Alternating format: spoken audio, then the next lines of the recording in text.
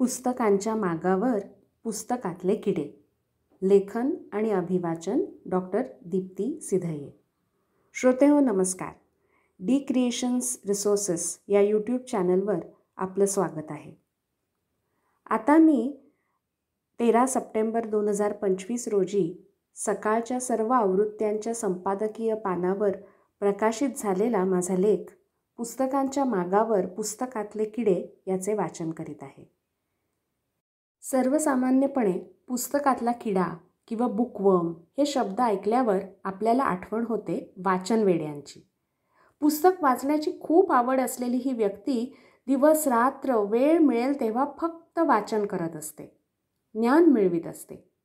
लेखाचे शीर्षक वाचून हा लेखक अशा वाचन वेड्यांविषयी आहे असे तुम्हाला कदाचित वाटले असेल. परंतु या लेखात आपण पुस्तकातले खरोखरचे किडे पुस्तकांविषयी आणि त्यांच्या वाचकांविषयी कशा प्रकारे ज्ञान देऊ शकतात याविषयी माहिती घेणार आहोत. हे येतं बायोकोडिकॉलॉजी या विज्ञान शाखेच्या अंतर्गत.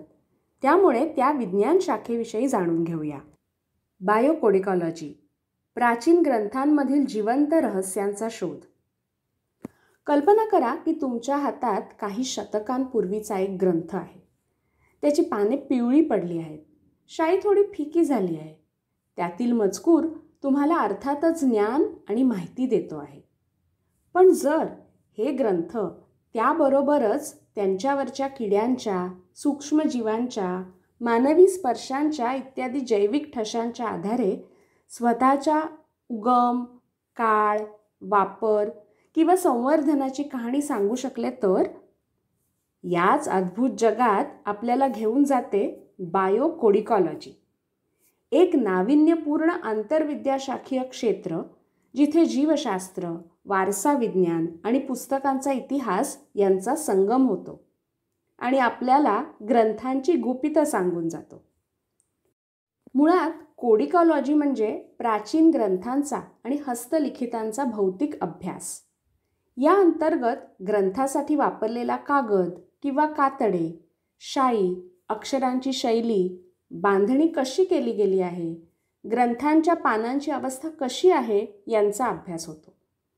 याचा मुख्य उद्देश आहे ग्रंथाची निर्मिती कशी झाली, कोणत्या काळात झाली आणि त्याचा वापर कसा केला गेला हे समजणे. कोडिकॉलॉजी किंवा हस्तलिखितांचा भौतिक वस्तू म्हणून केला जाणारा हा अभ्यास ऐतिहासिक आणि साहित्यिक संशोधनाचा एक आधारस्तंभ आहे. बायोकोडिकॉलॉजीचे उदयोन्मुख क्षेत्र पुस्तके आणि दस्तऐवज यांच्यावर वेळोवेळी पडलेल्या जिवंत आणि जैविक ठशांच्या विश्लेषणाने या संशोधनाच्या सीमा आणखी विस्तृत करते. यात जुन्या हस्तलिखितांवर किंवा छापलेल्या पुस्तकांवरील जैविक पुरावे म्हणजेच किडे, सूक्ष्मजीव, परागकण, धूळ, मानवी त्वचेचे कण, प्राणीजन्य गोंद अशा विविध जैविक घटकांचे अंश तपासले जातात. या अभ्यासाच्या आधारे पुस्तकाचा उगम, काळ आणि वापर इत्यादी समजून घेण्याचा प्रयत्न केला जातो. या जैविक घटकांपैकी सूक्ष्मजीवांच्या बाबतीत मायक्रोबियल फिंगरप्रिंटिंग किंवा सूक्ष्म जैविक ठसा याचा वापर होतो. ही एक अशी पद्धत आहे जी एखाद्या वस्तूवर किंवा परिसरात आढळणाऱ्या सूक्ष्मजीवांच्या विशिष्ट समुदायाचे म्हणजेच मायक्रोबायोमचे विश्लेषण करते. मानवी बोटांच्या ठशाप्रमाणेच हा सूक्ष्म जैविक ठसा देखील अद्वितीय असतो आणि तो त्या वस्तूचा इतिहास आणि मूळ शोधण्यास मदत करतो. बायोकोडिकॉलॉजीच्या अंतर्गत माहिती मिळवण्याच्या प्रक्रियेतील पायऱ्या. 1. नमुना संकलन. पुस्तकाच्या कागद, कव्हर, शाई, बाइंडिंगसाठी वापरलेले साहित्य किंवा पट्ट्यांवरून सूक्ष्म प्रमाणात जैविक पदार्थ घेणे. 2. प्रयोगशाळेतील विश्लेषण. सूक्ष्मदर्शक, रासायनिक चाचण्या, DNA सिक्वेन्सिंग म्हणजेच अनुक्रमण, स्पेक्ट्रोस्कोपी आणि मायक्रोस्कोपी वापरून अवशेषांची ओळख. 3. अनुमानीकरण. जागतिक डेटाबेसमधील माहितीशी मिळालेल्या जैविक डेटाची तुलना करून पुस्तकाचे निर्मिती स्थान, प्रयोजन, काळ, स्थलांतर वापर आणि संवर्धनाबद्दल अनुमान लावणे, निष्कर्ष काढणे.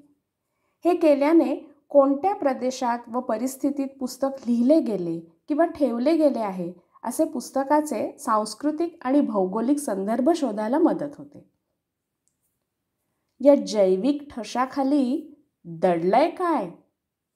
एखाद्या पुस्तकाचा जैविक ठसा खालील गोष्टी दर्शवू शकतो. 1. भौगोलिक संकेत. विशिष्ट किडे विशिष्ट भागातच आढळतात. त्यामुळे सापडलेल्या किड्यांच्या अवशेषांची तुलना ज्ञात प्रजातींशी केल्यास ही पुस्तके कुठल्या भौगोलिक प्रदेशात असतील याचा अंदाज येऊ शकतो. उदाहरणार्थ बुक लाईस हे किडे दमट, आर्द्रता असलेल्या वातावरणात वाढतात. त्यामुळे त्यांचे अवशेष उष्णकटिबंधीय भौगोलिक जागांचा संकेत देतात. या किड्यांप्रमाणेच स्टार्चयुक्त साहित्य जसे की कागद, गोंद इथे मुख्यतः सापडणारे सिल्वरफिश हे किडे देखील दमट हवामान पसंत करतात. कातडी किंवा प्राणीजन्य गोंद असलेली बांधणी खाणारे कार्पेट बीटल्स समशीतोष्ण हवामानात आढळतात. डेथवॉच बीटल मुख्यतः युरोप आणि उत्तर अमेरिका येथे आढळत असल्याने त्यांचे अवशेष त्या भौगोलिक जागांचा संकेत देते. 2. ऐतिहासिक घटना. जैविक ठशातील अचानक झालेला बदल हे सूचित करतो की पुस्तकाला एका ग्रंथालयातून दुसऱ्या ग्रंथालयात हलवले गेले होते किंवा ते एका वेगळ्या वातावरणात ठेवले गेले होते. 3. मानवी संपर्क. त्वचेच्या किंवा लाळेसारख्या मानवी संबंधित सूक्ष्मजीवांची उपस्थिती पुस्तकाला कसे हाताळले गेले होते हे दाखवते. यामुळे काही प्रकरणांमध्ये पुस्तकातील कोणती पाने जास्त वेळा हाताळली गेली होती हे देखील ओळखता येते. 4. वातावरणाचे संकेत.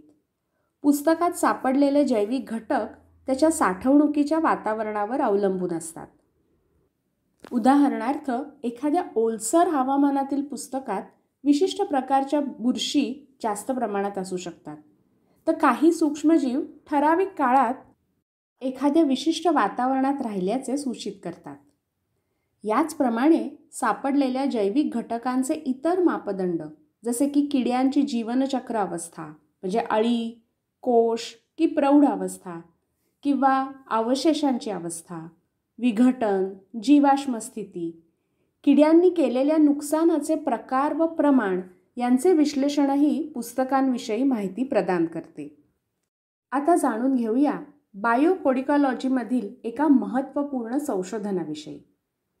बायोकोडिकॉलॉजीच्या अंतर्गत ऑक्सफर्डमधील बॉडलियन लायब्ररीमध्ये दुर्मिळ मध्ययुगीन हस्तलिखितांचा अभ्यास करण्यात येत आहे. हा करत असताना संशोधकांनी पुस्तकांच्या चामड्याच्या बाइंडिंगमध्ये, कव्हरमध्ये किड्यांनी केलेली छिद्रे अभ्यासली. ती छिद्रे किती मोठी आहेत, किती खोल आहेत याची नोंद केली. यामधील छिद्रांमधून ते करणाऱ्या किड्यांच्या विष्ठेचे नमुने गोळा केले.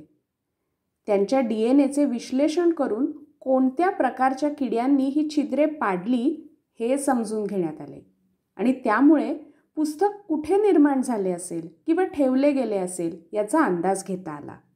खरंच बायोकोडिकॉलॉजीमुळे शब्दा वाचून कळले सारे, शब्दांच्या पलीकडले हे साध्य होते. जुन्या ग्रंथांच्या पानांमध्ये केवळ शब्दच नाहीत तर श्वासांचे, स्पर्शांचे आणि काळाच्या पाऊलखुणांचे ठसेही आहेत, ज्यांच्यात त्या पुस्तकांच्या भोवतालच्या पर्यावरणाच्या, मानवांच्या आणि काळाच्या प्रवासाच्या कथा दडल्या आहेत. बायोकोडिकॉलॉजी या कधीही न लिहिल्या गेलेल्या कथांचा मागोवा घेते आणि आपल्यालाही आठवण करून देते की प्रत्येक पुस्तक हा केवळ माहितीचा साठा नसून एक जिवंत परिसंस्था आहे आणि या पुस्तकातला किडा ज्ञानपिपासू असण्याऐवजी स्वतःच ज्ञानाचा स्रोत आहे. आत्ता आपण ऐकलात पुस्तकांच्या मागावर पुस्तकातले किडे हा बायोकोडिकॉलॉजी विषयीचा लेख. लेखन आणि अभिवाचन डॉक्टर दीप्ती सिधये. हा लेख सकाळमध्ये प्रकाशित झालेला आहे. धन्यवाद.